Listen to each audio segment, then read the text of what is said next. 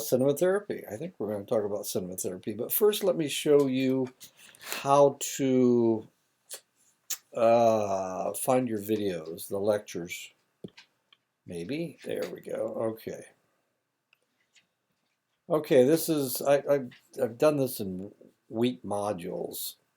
I hope that's right. Wait a minute.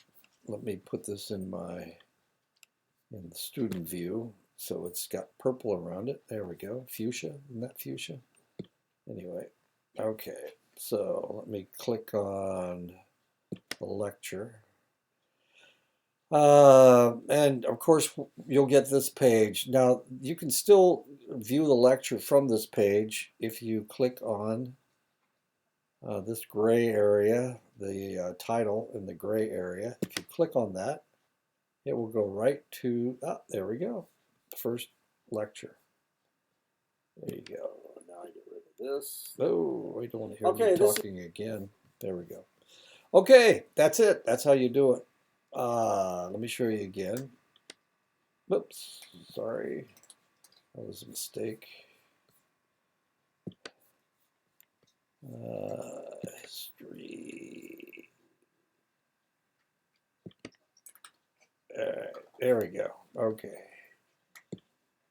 You go down to lecture, click on it, you'll get this screen. Firefox can't open this page. Well, Firefox can't open it, but you can. So you can click on it, and it'll go right to the lecture. Okay? And then if you click on it, of course, you'll get all the answers that you'll get through a lecture. Oh God, what an ugly fellow. Anyway, okay, there you go. So let's go ahead and get started with today's lecture. Our digital journey begins. Maybe. In the United States, nearly all kids age 8 and under, 98%, live in a home with some type of mobile device, and 42% have their own tablets. And these are little guys. These are, I don't know, maybe even kindergarten kids. And here they are. They're all on their cell phones. Mobile devices for children in this age range tripled between 2011 and 2017 from only 5 minutes a day to 38 minutes per day. And 1/3 of their total screen time is spent using mobile devices, not watching television, not watching cartoons on television. Okay, so a lot of the information we have, a lot of the research that has been done in the past between 2011 and 2017, 2017 was 7-8 years ago. A lot has changed in 8 years. The telephones have changed, or the cell phones have changed. Tablets have changed. So what was true last year may not be true this year because we may have more people doing things on cell phones. They tried to outlaw TikTok. It doesn't look like it took. Instagram is huge. My grandson watches YouTube videos.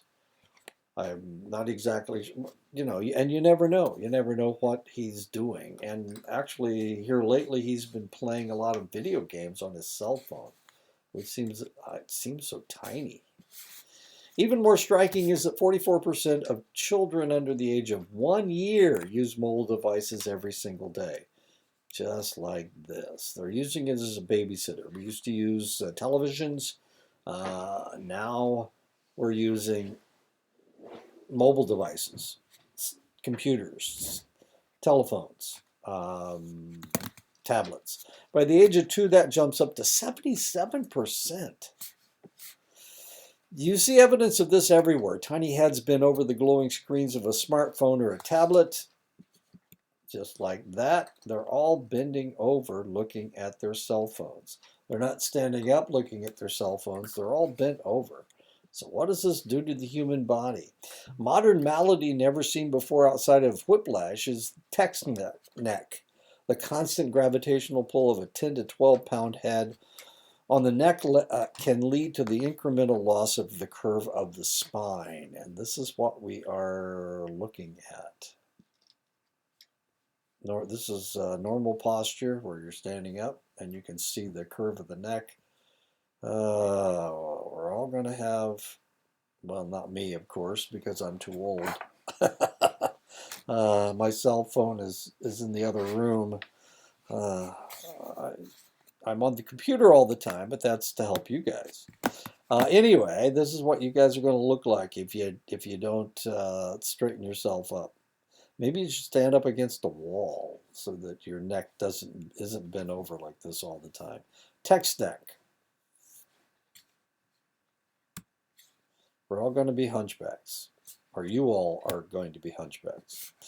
Mobile tools are excellent babysitters. In 2014 study of children aged 6 months to 4 years in an urban low-income minority Philadelphia community revealed that almost all had access to devices that their parents used liberally as babysitters. When the parents did chores, about 70%, to keep kids calm in public, 65%, during errands, 58%, and at bedtime, 28%. I was talking to my grandson yesterday, and he was saying he never goes to bed with his cell phone, but he's with his cell phone most of the time. We've got him playing basketball, and he has basketball practice. He's in 7th grade. He plays basketball every night. He plays soccer every Tuesday night. About twice a month, he has Olympic developmental training in soccer. We got him pretty busy most of the time, but he's still on his phone a lot. One specific type of stimulation babies need is a caregiver's loving gaze. The absence of stimuli delivered through facial expressions and eye contact can lead to disastrous consequences. What happens to an infant if parents spend more time gazing lovingly at their smartphones than at them? Babies may be less able to interact face to face, less likely to form deep bonds, and less able to give or feel love.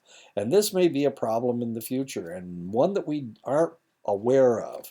And we won't be aware of it until the problem is already there. Once we start diagnosing the problem, that means that we already have a whole generation of kids that have secure attachment problems. Actually, they had insecure attachment problems because this lady is not looking at her child. She's got her child turned around. This child would like to look at his father's face. His father is more interested in his phone. 1975, Edward Tronick conducted the still face experiment. Mothers and their 6-month-old are playing, and then the mothers suddenly make their facial expressions completely expressionless for 3 minutes. At first, the babies anxiously tried to reconnect with their mothers, but if she remained still, the child showed ever greater signs of confusion and distress before finally turning away, looking sad and hopeless.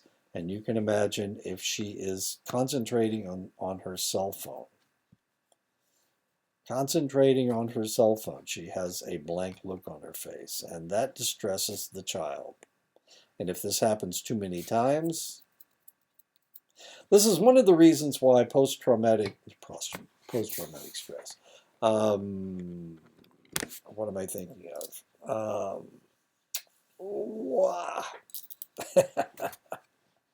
Postpartum depression.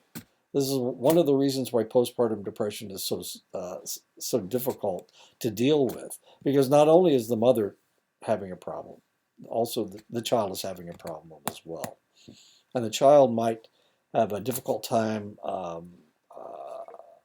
attaching themselves to their mother because her mother has a blank look on her face.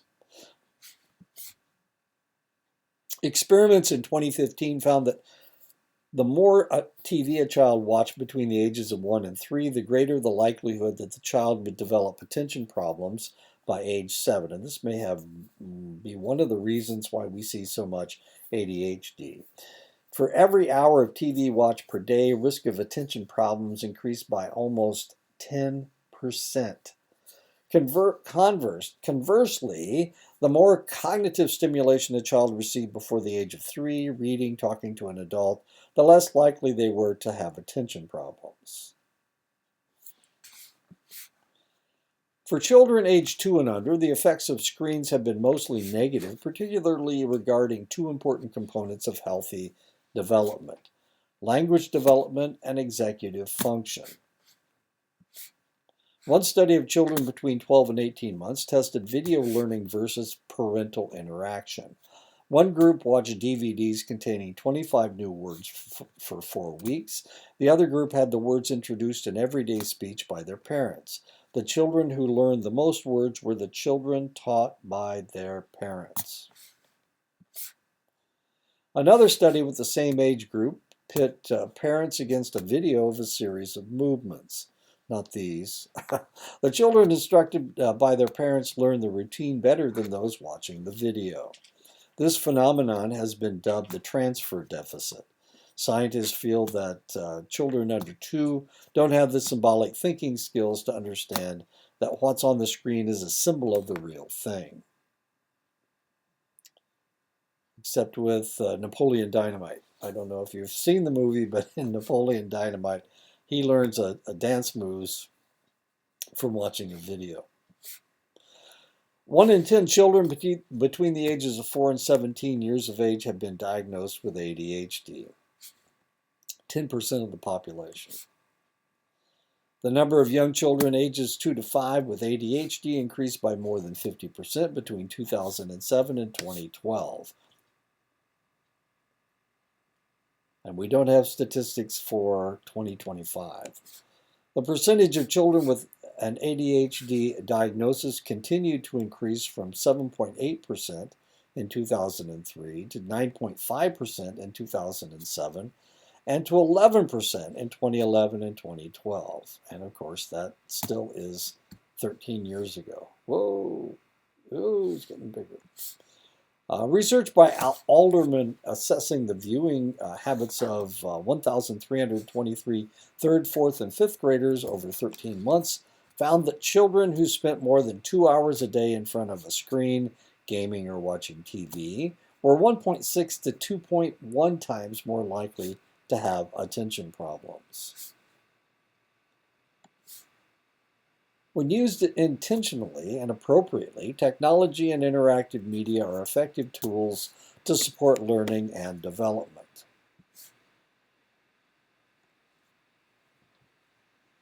I have to sneeze. Wait a minute. I have an allergy to one of my cats. But it's only when he gets really into my face. I don't have a cold. Strangely enough, it's only in one nostril. That's telling. The other nostril doesn't have a problem. It's only my right nostril. I think I got one of his fine hairs up my nose. Okay, we won't go into that. Your irritating cat. Intentional use requires early childhood educators to have information about and resources regarding the nature of these tools and the implications of their use. We rescue animals. My wife and I, we have 10 cats in the house right now. But we have a 3-story house, so they're on all different levels. Oh, and one irritating cat. Irritates my wife too. Limitations on the use of technology and media is important. Special considerations must be given to the use of technology with infants and toddlers. For children younger than 18 months, avoid use of screen media other than video chatting. Parents of children 18 to 24 months of age who want to introduce digital media should choose high-quality programming and watch it with their children. For children ages 2 to 5 years, limit screen use to 1 hour per day of high-quality programming. Be mindful of what young children need most: face-to-face interaction with loving human beings. You need to look them in the eye, okay?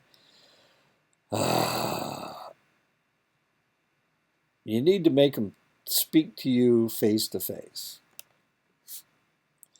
Set boundaries. Limit exposure for very youngest children. Turn off devices during meal times or 1 to 2 hours before bedtime. And make children's bedrooms media free. Don't put a TV in your child's room. The worst thing you can do is put a computer in your child's room. Monitor use, behavior, and content. Block inappropriate content. Watch and play the video games your children are playing. Keep electronic media in public places. And talk to the parents of your children's friends about what your children do at their homes.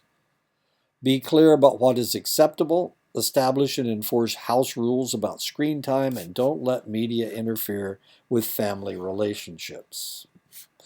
Engage and lead by example. Obey your own house rules, and remember your children are always watching and they will mimic you. Relationships matter most. Using technology with young children begins with low-tech, high-touch opportunities for interactions, shared experiences, and joint engagement with media.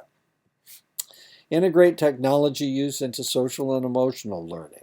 Technology should be used in ways that support positive social interactions, mindfulness, creativity, and a sense of initiative. Use technology as a tool. Technology is an additional important tool for exploring, learning, and creating that you can put in children's hands. Well, not these hands. It is not more or less important than other tools children use to learn in early years. Trust your instincts. Focus less on how many minutes a child engages with screen media and more on the quality of the content, the context for using media, and the engagement level. Pay more attention to what the child is doing, not simply on how many minutes. Empower children to use technology as a tool for 21st century learning. Select technology that encourages inquiry, exploration, discovery, documentation, and demonstration of what they know. Let me give you a quick example. Once upon a time, in 1949, I was born. I was one of 6 children. I had 3 brothers and 2 sisters. We grew up in a house that had a set of encyclopedias.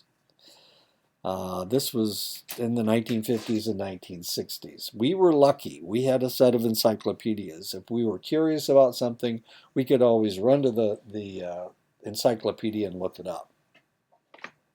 We got lots and lots of information from there. There was no Google, there was no internet. Otherwise, we would have had to have gone to the library or to the school library to look in an encyclopedia and find something out. But we were lucky. We were able to look it up at home. And I grew up in a very curious family, a very bright family, my brothers and sisters. And that's one of the beauties of, that's what I see happening in computers. Sometimes I'll be having a conversation with my wife. Usually it's about the song that's playing, and she'll look it up on her phone, which is cool because we can answer questions. We can be curious and find out about things. And I think that's important. So as long as that's what's happening, as long as they're being curious and looking things up on the internet, that's a real positive thing. Provide beneficial technology experiences. Offer media experiences that are engaging and interactive. Include positive interactions with others. Give the child control and incite co-viewing and joint engagement with media. And of course, I try to do this with my grandson from time to time. I'll ask him a question. He won't have the answer. And I'll say, well, why don't you look it up on the internet? And he'll say something like, I don't have the internet on my computer, on my cell phone. And then he'll have to turn on my hotspot so that he can look something up. He doesn't have a hotspot on his phone. Make media use a language-rich experience. Narrate your own technology use, and when children are using the screen media, talk about what they're doing. Ask questions, make comments, and offer suggestions about what they can do after the screen is turned off. Help children progress from just consuming media to creating media. Simple tools like digital cameras are powerful media creation tools when paired with a child's curiosity and creativity. Pay attention to your own technology use in front of children. Children learn media habits and how and when to use technology by observing the important adults in their lives. Be a media mentor. Young children need trusted adults who are active and intentional, media mentors and role models to guide them safely in the digital age. That is the end of the lecture. Short lecture. Next time we'll talk about cinema therapy, I believe. Wow, lots of warnings in there. Talk to you next week.